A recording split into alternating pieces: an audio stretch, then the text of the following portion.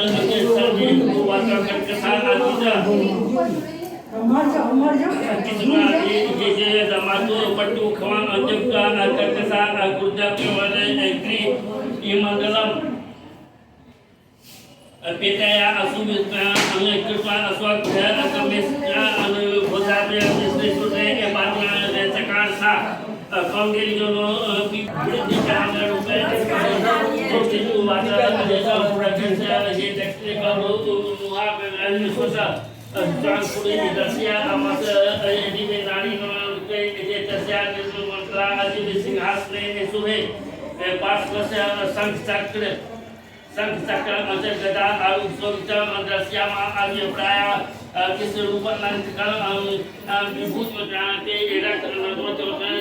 दिष्टा अतादिशा रूप है अनंत वादित मानो उचित पूर्ण कृष्ण दया दो विष्णु उदितकमत जय